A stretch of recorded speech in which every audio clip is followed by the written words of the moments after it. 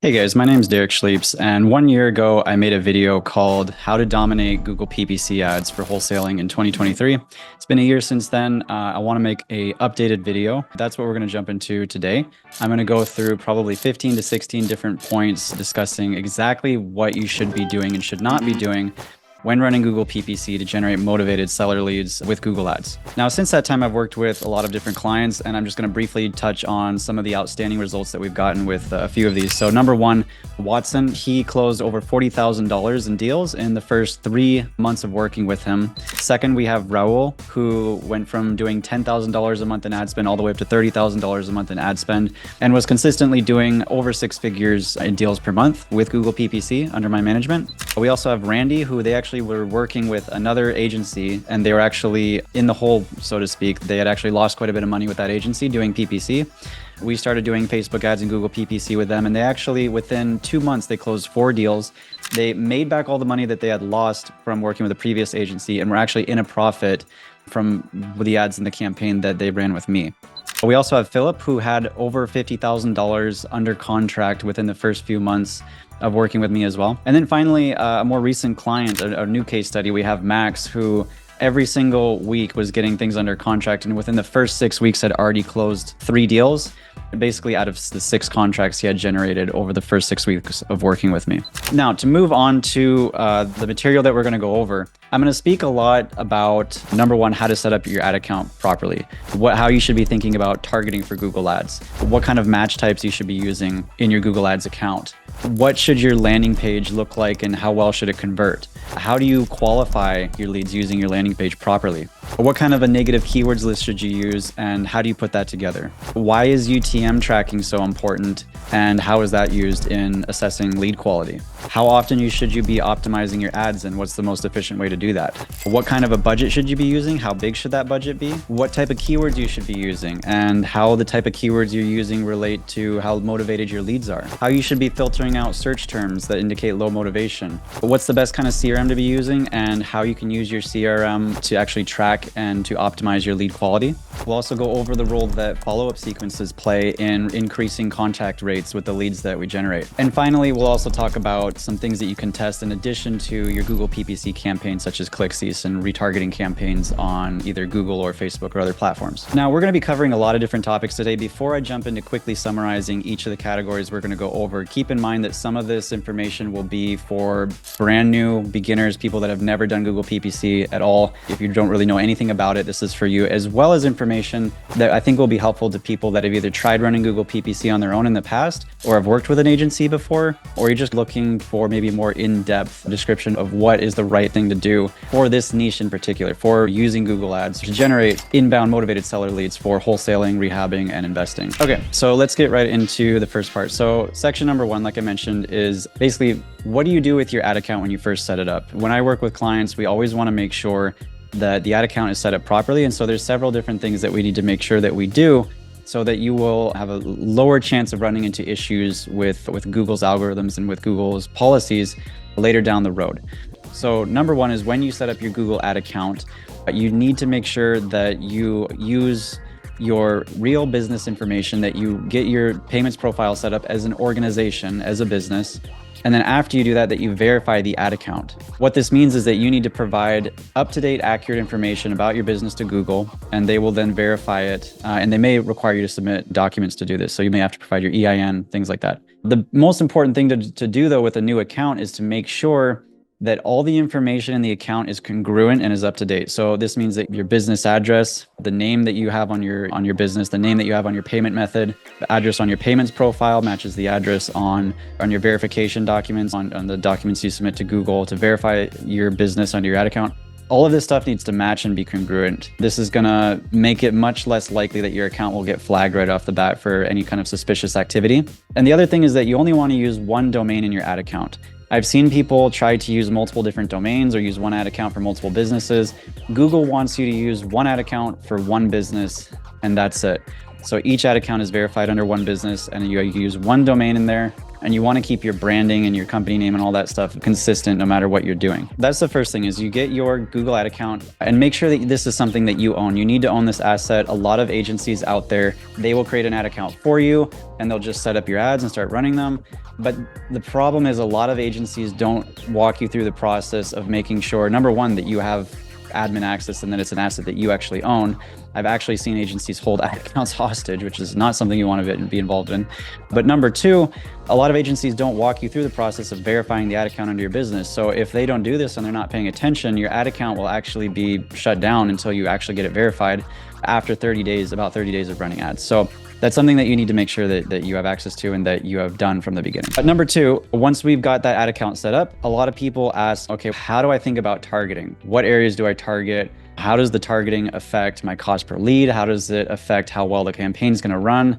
If you have watched my YouTube channel at all, you know that I'm a big proponent of people targeting as wide as they possibly can. Now, that doesn't mean that you target areas that you actually can't utilize the leads from, right? So what I always tell people is to target as many areas as you are happy to receive leads from. If you have 10 to 15 locations, and if we got leads from all those locations, we'd be happy if they're good leads. You should include them from the beginning. The way that it works is that it's like a spectrum, right? For one end of the spectrum, if you target completely nationwide, you don't block anything out. You just target the whole nation. Your cost per lead will definitely be lower. Your campaign will run a lot smoother because you're going to be getting a lot more data, because you're going to be getting a lot more leads for the amount of money you're spending. And that will lead to much less fluctuations in your lead flow. Things like holidays, different seasons that come up, competitors, things that might affect a more local campaign won't affect a nationwide campaign with so much data running through it. The downside on that end of the spectrum is that you're going to be getting leads from all over the place, and you're not going to be able to do much with quite a few of them, because they're going to be rural leads that no one's competing on, because nobody can move those properties way out in the middle of nowhere that nobody wants, basically. So that's one spectrum, end of the spectrum, I should say. The other end is if you were to only target a very small local area. This could be one city, for example, or just a couple counties, or one local area. In that case, usually the cost per click is a lot higher, because you're competing against both local competitors and all the nationwide or semi-nationwide campaigns. So your cost per click on your ads is higher. Therefore, your cost per lead gets a lot higher. And so when your cost per lead is higher, that means you're getting less leads for the budget you're spending, which means therefore you have less data being fed to Google to keep your campaign optimized. And so that can cause the campaign to ebb and flow a lot more, to stall out at times. You may go through periods where it's fine, and then other periods where, like I said, things like holidays, different seasons, competitors, seasons changing, real estate market changing, that's all going to affect your campaign much more than if you were to target wider.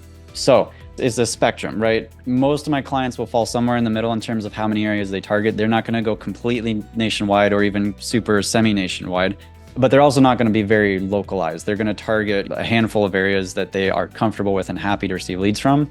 And we make adjustments over time. When you're first getting started, what you want to do is you want to go a little bit maybe wider than you're comfortable with, or just as wide as you can. And then we narrow down from there.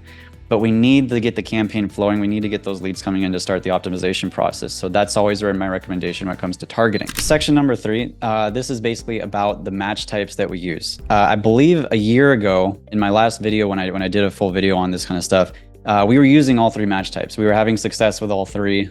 We were basically using exact phrase and broad match. And if you don't know what these terms mean, you can definitely research this later if you want to know more about match types. But for people that already know what match types are, or have done some research on it, to make it short, basically, we were using broad match in the past with a very heavy negative keywords list to try to mitigate searches that came through from the broad match types that were unhelpful. Now we completely stick to phrase and exact match, because there was a certain point where we noticed a lot of the broad match keywords were just started to attract traffic that was no longer motivated enough or helpful to the health of the campaign. And so I have basically narrowed this down to about 100 different keywords that are all phrase and exact match that we consistently see healthy traffic coming from, and we're constantly monitoring this.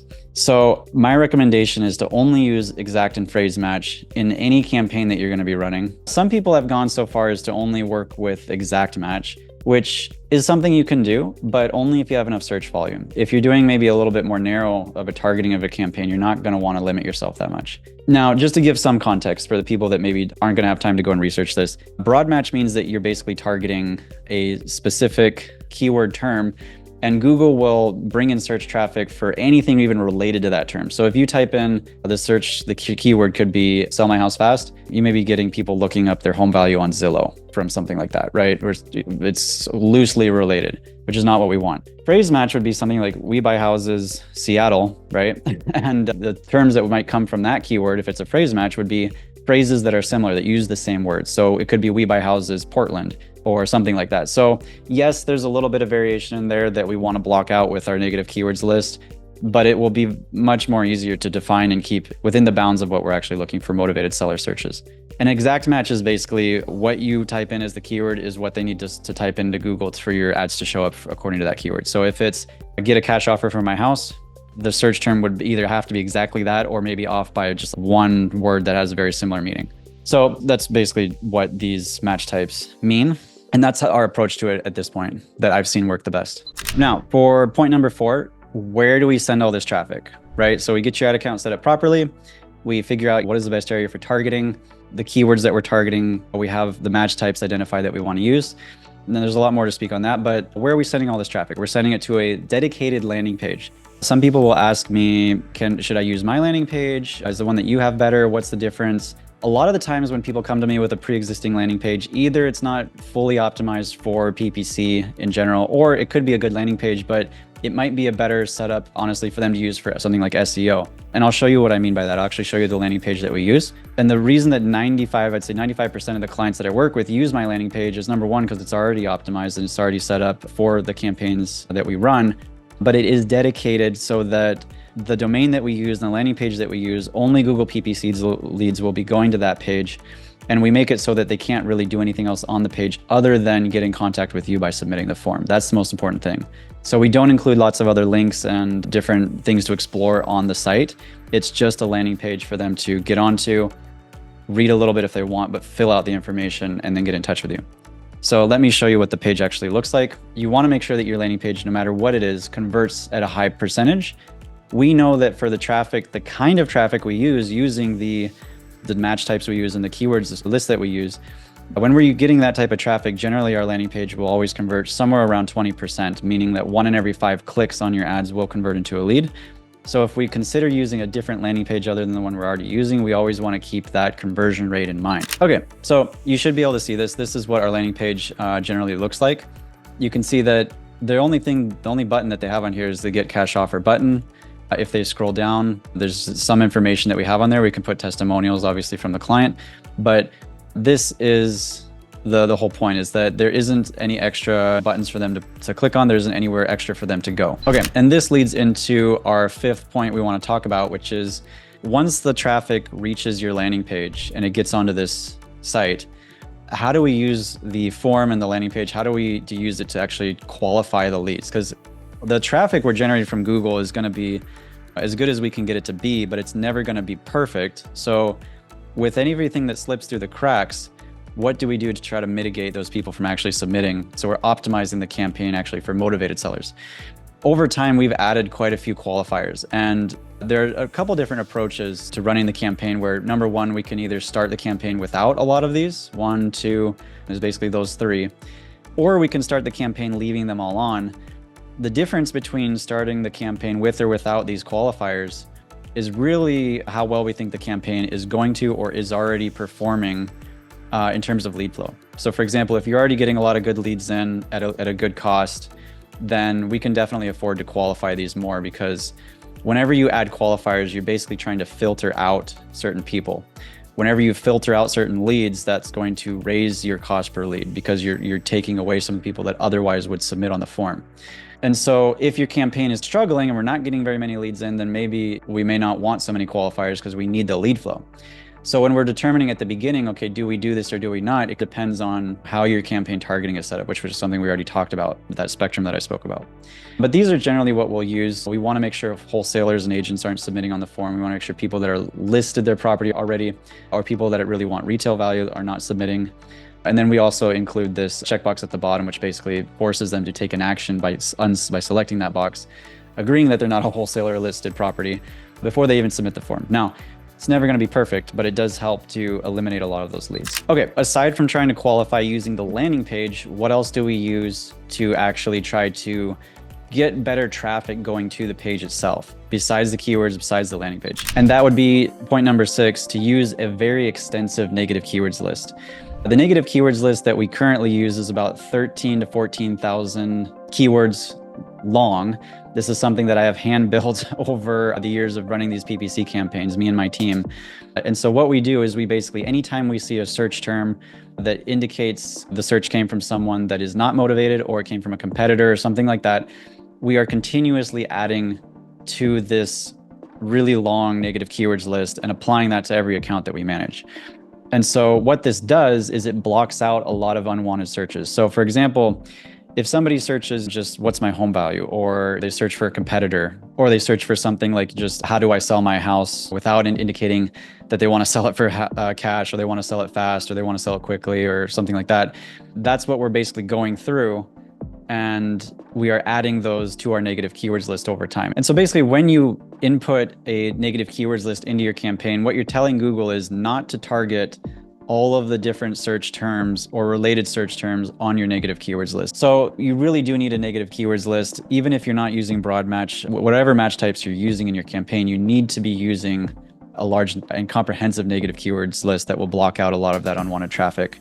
And so the benefit of working with someone like me is that we provide that and input in that into your account right from the beginning. And so basically between using a little bit more strict match types like phrase and exact, by using a large negative keywords list, by including qualifiers on your landing page, between these 3 different things, this helps to, along with meeting with my clients and going over the data and really making sure that things are working well on a bi-weekly or monthly or whatever basis, this is how we maintain and how we optimize for lead quality overall. Okay, and so this actually leads into point number 7, which is using UTM tracking on the ads. I just mentioned that I meet with my clients every couple weeks to every month, depending on what's going on in the account.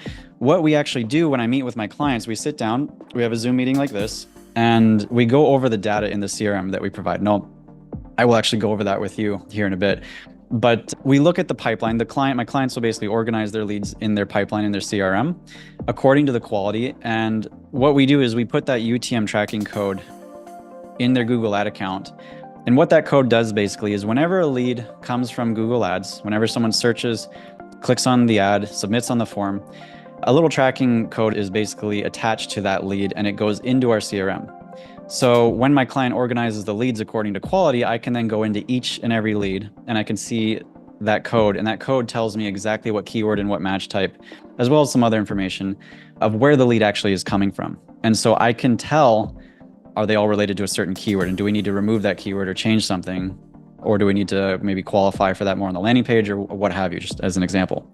So it's really useful, and that's what we do. That's what I do on these calls with my clients as needed, is that we look at that information. And so using UTM tracking, while it's not necessarily something that's 100% necessary to run Google Ads, it's one of the better ways I've found to track and to make sure that we can tell not only what keywords the bad leads are maybe coming from, or the unmotivated or listed or whatever, but we can also tell where the good leads are coming from, right? We can see, okay, out of all the leads you're making offers on and the ones that are turning into contracts, the leads that are closing, what keywords are those coming from, and what's performing well? We can also see that data. Now, before I move on to the 8th point, another interesting thing that we'd like to do with the UTM tracking code is that when we actually see what keywords these leads are coming from, what I can do is I can go into the actual Google Ad account. I can look at the search traffic by search terms. Basically, I can see all the terms people are actually typing in physically to Google, and I can sort that by the keywords that they came from. So let's say that the keyword that the UTM code is showing is cash for houses, and we're maybe having some issues with quality with that for whatever reason. Then I can go into the account, I can sort by a keyword under the search terms, and I can see all the things that people were typing in that were generated from that specific keyword. And so then I can look at the search traffic and see, okay, is this keyword generating generally healthy traffic, or do I see a pattern of this keyword is now generating a lot of searches that are just people looking for competitors or what have you? And then I can make a decision on, for this account, for the areas we're targeting for this specific campaign, do we surgically remove that keyword from the campaign to increase the lead quality, or is there any reason to keep it? Okay, so we've gone over a lot of information so far. We're on point number 8, and this gets a little bit more into the actual campaign structure of how we build out these campaigns. If you have any experience with Google Ads, that Google Ads is built on ad groups, meaning that you have a group of ads, and those ads show to a group of keywords, and that is a ad group. The way that we like to organize the campaign is by theme according to ad groups. So what I mean by that is that we have about 10 different ad groups. Each ad group is based on a certain theme. So for example, one may be themed around investors buying houses, and all the ads are going to be tailored to that particular theme, and all the keywords are going to be tailored or related to that. Let's say we buy houses could be another ad group, right? So the keywords we're going to be targeting are things like we buy houses fast, we buy houses cash, we buy any house, who buys houses. It's all related to that same theme. And all the ads that we write for that specific ad group are going to include language related to we buy houses. So we buy houses is definitely going to be a headline in those ads, for instance. And so we have maybe 10 of these different themes. They're all grouped and organized the way that they should be according to each of those categories. And then the reason that we do this, though, is because we know that if you search on Google for something and an ad or a website pops up that has in the headline or in the description something exactly related to what you actually typed in your search, you are statistically far more likely to actually click on that ad, which is what we want. We want a high click-through rate. And so if somebody searches we buy houses fast into the search bar, hits enter, and then the first ad that pops up is something that says we buy houses fast and then maybe a description, they're more likely to click on that ad as opposed to one next to it that says sell your house now, get a cash offer. While they may click on either one, but we know that statistically they're more likely to click on the one that is closest to what they actually put in the search bar into Google. And so this is why we do it that way. We've seen that it increases the efficacy of our ads, and it increases the click-through rate, which is what we want. Okay, so now for point number 9, how do you actually optimize your ads efficiently? So if we've got this campaign set up and we have all these ads and they're organized by ad group into different themes, how do we actually do this efficiently, and how do we optimize them consistently, and what is actually being done there? Number 1 is that you can test multiple ads, which is what we do. So the benefit of hiring someone like an agency or myself to work with you and manage your account is that it removes all the time that you have to spend actually testing new ads and going through and looking at the data and optimizing it yourself.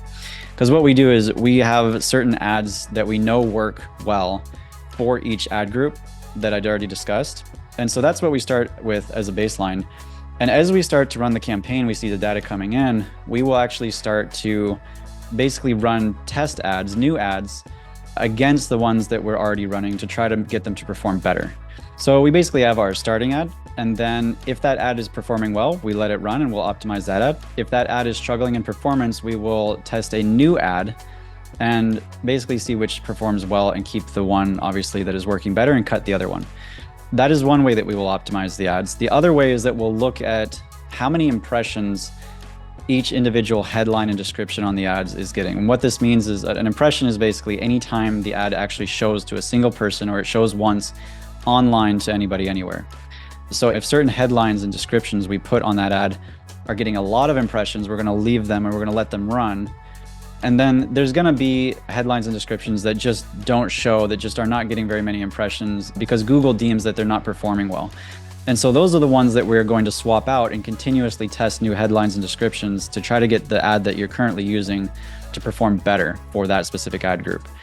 So that's a very important thing to be doing on a regular basis. Now, this is not something that you're going to do every single day because we do need to give the campaign and the ads the opportunity to actually get the data so we can see what's working, what's not.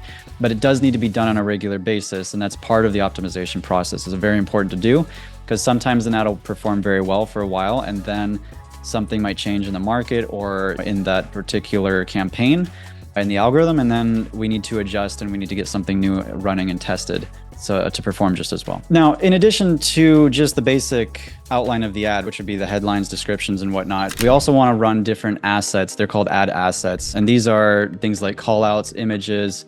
Sometimes we use a call extension, things like that. We also even use like something called a promotion. These are basically add-ons or additions onto your ad itself that make the ad more prominent, give it more words, make it stand out more, and can sometimes really improve performance. So a call out is basically a small phrase that you can use maybe about 4 or 5 of them underneath the ad. We have a whole list that we will start with and use, and we'll test about 20 at a time. And what we'll do is look at the best performers and then try to cut or cycle through the rest to see which are going to perform the best. So you want to make sure you're using those promotions. There's just basically, we have something on there. You can get 100% off closing costs, for instance, just by adding that little phrase. Sometimes that can actually increase your click-through rates. Images sometimes also on the ads, we'll use those. And these are all things that you want to be using. You want to be quote unquote using all the real estate, all the space on your ad that makes sense to do so, as long as it's making the ad perform better. That's basically best practice. If you're not doing that, you may be missing out on a little bit of the efficiency and performance of your ads. Okay, so that was point number 10. We're actually on point number 11 now. And this is going more into budget. So this is often a question that I get, what kind of budget should I start with? What kind of budget is actually required to run Google PPC? Basically, the majority of my clients start with $3,000 per month in ad spend up to $5,000 per month in ad spend. That's about the average range that we see. You really don't want to be going below $3,000 a month in ad spend running Google PPC, simply because you don't want to run the risk of not getting enough leads in your account. Because if you're getting less than 10 to 15 leads a month in your account, the campaign stability can really start to deteriorate or just not function or perform very well.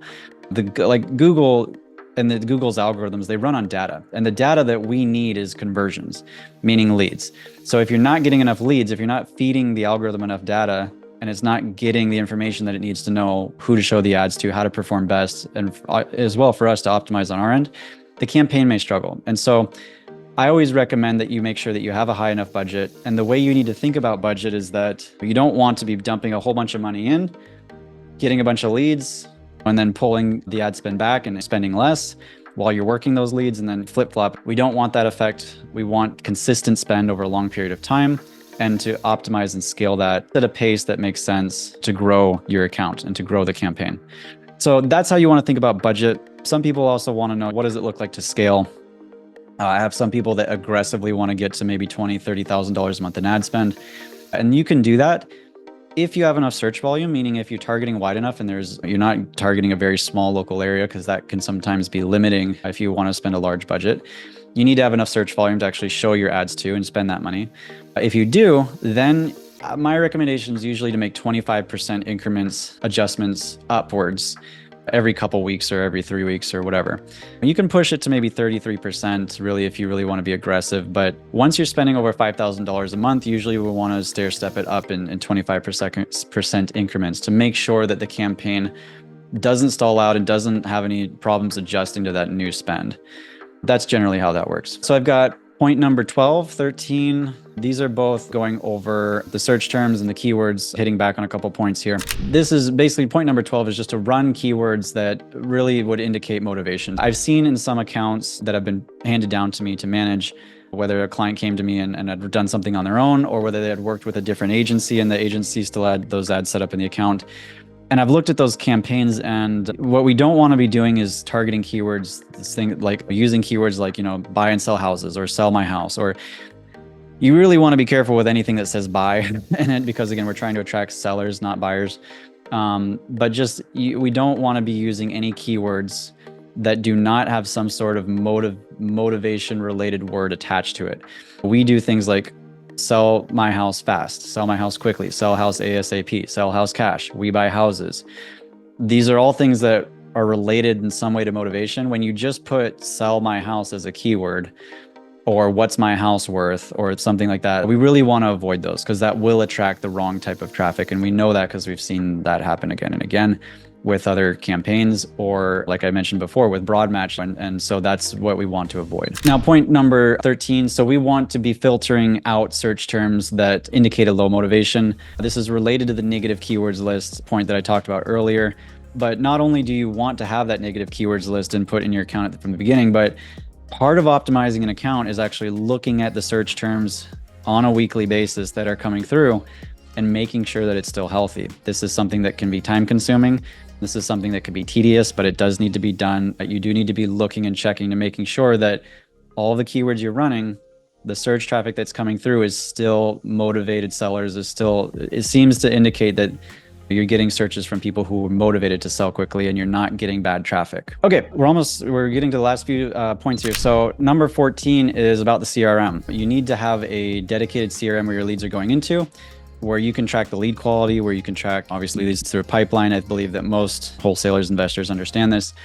We utilize the buckets in our pipeline to track the lead quality specifically though. So whether my clients work with me and I send their leads to a CRM that my clients already have set up on their end, or they're using my system to manage the leads and to follow up with them, either way, we will still use my account to track lead quality. And I'll show you what I mean by that. I'll actually share my screen and you can see a demo of what our CRM actually looks like. Okay, so this is the CRM. This is the dashboard. And if you're familiar at all with a software called Go High Level, the entire system that we use is built on that software, but we have customized it over the years continuously to perform optimally for motivated seller leads, or for rather wholesalers and investors to manage their motivated seller leads and to get in touch with them. Basically, whenever a lead comes in through the landing page, it goes right into this lead in bucket.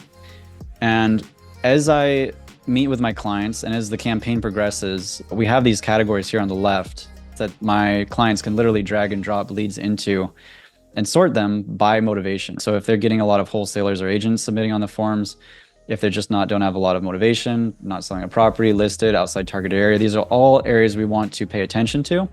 And I think this is probably something that maybe a lot of other agencies don't do so much, is really work together with their clients and track this. Like I said, this is related to the UTM tracking that we implement on the landing page. And then there's obviously this side of the pipeline where, as the leads progress through, we can see how many deals are being closed, how many offers are being made, etc. Contact rates, all that's very important. So number one is that you need to be using a system where you can track quality. This is how we do it. We found this to be pretty effective and useful for me and my clients.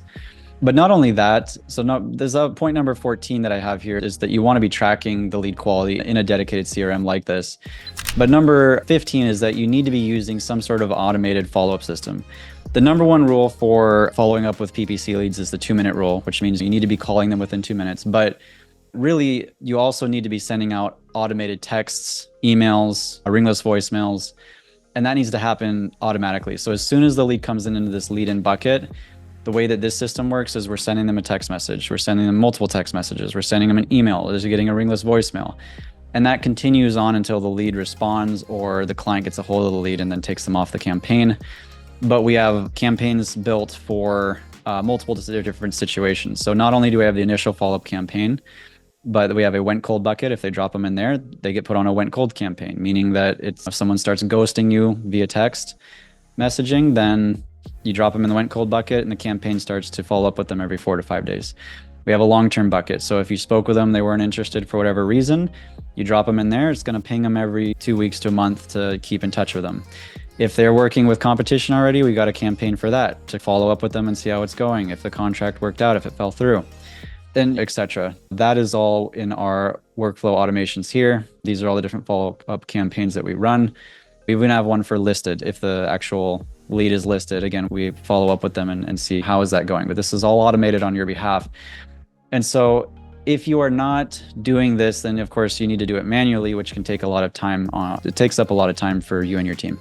And this is something that we update regularly. When clients make suggestions to me or want to change things or optimize it, I'll take that into consideration and apply it across my client accounts. And so this has been optimized over the years. Kind of the last part, number 16, or at the end here, a couple other things that you can test. Let's say that you have your Google Ads campaign up and running. Some other things that we often will recommend to clients to test out after they have the system up and generating leads is, number one is retargeting. So this is running a display or performance max retargeting campaign on Google that will basically get you more leads in for lower cost. The quality, we have less control over retargeting campaigns because you're basically just retargeting people that have already visited your landing page, but it can get you a lot more leads in for a lower cost, and it is worth trying out. We can also run Facebook ads or retargeting on Facebook and Instagram. And then also another software that I always recommend to clients is something called ClickCease, which is basically just an extra add-on that you can add onto the account that will block a lot of bot traffic, people using VPNs. It'll block people that are just landing on your landing page and immediately exiting. It'll basically start to block them by IP. If they're clicking too many times on your ad and wasting your budget, these are all things that ClickCease helps to mitigate. And so that's another thing that I recommend to add on and to test. And so that being said, I hope that this is helpful for you. If you are interested in booking a call with me to learn more or to see how this might apply to your specific business, go ahead and click the link below. There should be a link down there to my calendar, and you can book on there anytime. And I'd be more than happy to speak with you, quick 15, 20 minutes, or even book in a Zoom call like this, and we can sit down one-on-one and maybe go over things more in depth. I hope that you enjoyed this video. I hope it was helpful, and I'll see you all in the next one.